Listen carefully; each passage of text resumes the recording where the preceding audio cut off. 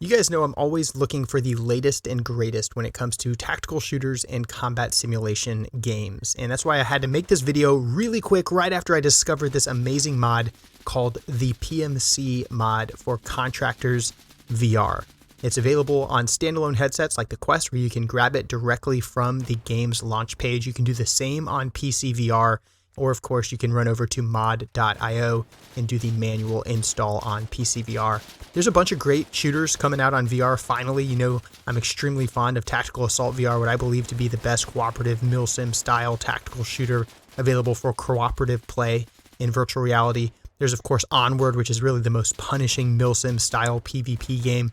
Pavlov has probably the best weapon handling, is the best casual jump in, run and gun kind of shooter available in VR. And of course, my personal favorite, probably the best shooter in VR, is Ghost of Tabor, because it has an excellent gameplay loop, high fidelity, it's available across platform and gives you a real incentive to come and play. But that kind of leaves Contractors off by itself. This game has always been really beautiful, has pretty decent gun handling, some interesting game modes, but a lot left to be desired in that area. And then I got an email from one of you guys who shot me a note at my Gmail account and said, hey man, take a look at the PMC mod. And I was curious because I haven't played Contractors in quite some time. So I discovered the Discord channel for the PMC mod, talked to the developer and some of the players over there, and they kind of broke down the feature set. And I was immediately intrigued and decided to jump in and try it on my Quest headset. At first I was playing with the Quest 3 using the AirLink capability to wirelessly play off of my computer. Then I switched over to the Index and I captured a ton of footage, and I'm really just showing you guys some of the highlights. But what does this mod do? The feature set is actually pretty damn insane, and I'll just kind of rattle this off from memory as best I can. I may miss some stuff. The most obvious thing that you guys probably noticed right away are these night vision tubes that are on my helmet. They look like PVS 15 dual tube green phosphor nods, and it's probably the best implementation of night vision I've seen insofar as like realism is concerned. That doesn't mean they're particularly high fidelity or even usable in a lot of the game, but they do work, and there are a couple night maps where they excel. You'll notice that you actually like flip that 3D model down, it creates a picture-in-picture, optic right in front of your eyes. It looks a little bit strange on screen because, I'm using dual tubes and you guys can really only see my right eye with any fidelity. You'll also notice that it kind of crops in the field of view. It creates a sort of a zoom field within the optic itself. It really does a good job of duplicating that depth of field effect you feel under real night vision devices. That's probably a little bit overdone, and I've provided that feedback to the developer, but he's definitely trending in the right direction. This is the first time I've seen nods implemented in this way in VR, and I think that this probably should be the standard if someone can nail it and really get how much, space it takes up in your view plane, and that cropped in depth of field sort of sensation nailed down just right. And overall, it adds to the immersion. And a lot of people take the nods off whenever they're running around in daylight maps, but I prefer to keep them on. I think it adds a next level, kind of immersion, and it feels kind of cool to have that in your field of view and adding overall to the scene. The other thing that you might notice, and probably one of the bigger features in the mod, is just the robust customization. There's a ton of new weapons. There is a ton of new attachments. I found myself running the MP5, the Mark 18, a DD M4 by Daniel Defense, the 416, the AK-12. There's a bunch of different pistols, and the attachments are really robust across all of these. You can choose what type of ammunition you put in that gun, whether it's plus P, FMJ, AP, whatever the case may be, and each of those actually has properties that contribute to the way that the gun actually functions. There's a ton of different optics that you can put on these things, from hybrid scopes with flip magnifiers, holographic weapon sights, aim points that are either on a riser or have your standard kind of co-witness low angle mount. You've got a Spectre L-can that allows you to grip the L-can and then use the trigger to rapidly switch back and forth between a 1 and a 4 times zoom. They've got new sniper scopes that you can throw in a Remington 700 or an SVD or a Barrett 50. And yeah, so the weapon customization possibilities here are really endless.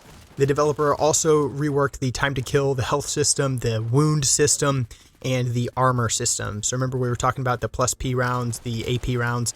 That all matters now because he's actually modeled armored plates in an authentic way in the game. So you can choose between a light kit with either no plates or just like level 3 equivalent plates. So you can move a hell of a lot faster but you don't get the ballistic protection of rifle rated plates. You can also choose kind of like the mid assault tier style plate set, and that gives you the kind of rifle rated plates front and back. It also gives you a ballistic helmet. I find myself choosing this kit more often than not because it's a good balance between the two and really authentic to what I would likely be equipped with if I were doing this stuff for real. And then of course you can choose the full-on Alton equivalent, level 4 front and back with a ballistic face shield and everything else set.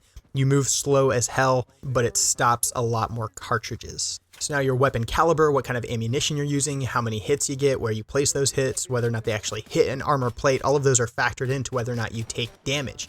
And when you do take damage, there's an entire bleed system now. So if you're bleeding, you have to actually take out combat gauze, shake it to open it, and then apply it to your body in order to benefit from stopping the bleeding and restoring your health. If you are bleeding, there's also a tourniquet that you can apply to quickly staunch the bleeding if you're bleeding out to such an extent that it wouldn't be practical to try to restore your health with the combat gauze that is better at restoring health but not as effective at staunching the bleeding. There's also a splint, so if you fall and take fall damage, or if you take a round in the leg, you'll actually hear a bone break, and that'll reduce your mobility until you repair the broken leg. And you repair it by grabbing that splint and then applying it to your leg. You'll hear it apply, and that'll restore some of your mobility. So really in-depth medical system. I think the developer's done quite a bit in that regard to take you out of the fight whenever you take damage and make you consider whether or not it's worth keeping your gun in the fight while you're bleeding out or finding some cover or concealment and then stopping the bleeding before you go and get back into the fight.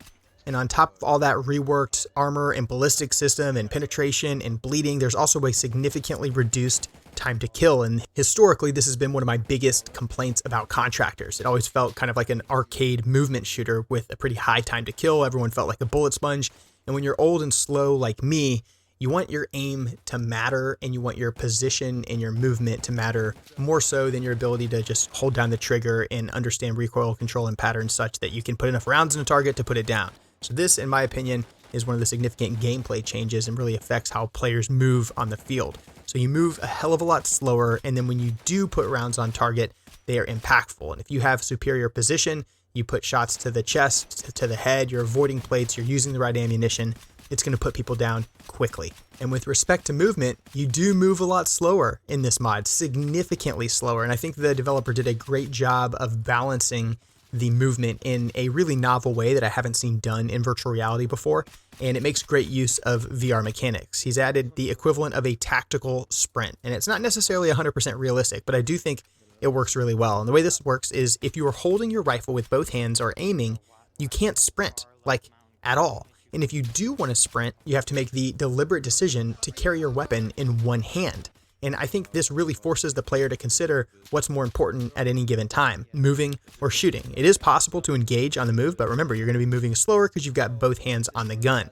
And this also simulates an operator that's deliberately carrying a weapon at a low carry so that they can conduct a true full-on sprint. And while we all know that in real life, if you're holding a rifle at the low ready, you can still haul ass for a while, I think this is a fair way to balance that sensation in virtual reality. And it should also be noted that there's a stamina system in this mod. So if you're sprinting for a long period of time, eventually your operator will get worn out and you will slow to a walk until you take the time to rebuild your stamina and continue movement. And I think the stamina system is pretty fair. You seem to be able to sprint somewhere around 100, 150 yards, which in Contractors is a pretty sufficient distance to travel most maps. And after that point, you have to slow down to a walk. Your stamina does regen relatively quickly, so it's not too punishing, but it's just enough to keep the player on their toes, make them really think about how they're using their energy and how they're moving around the field.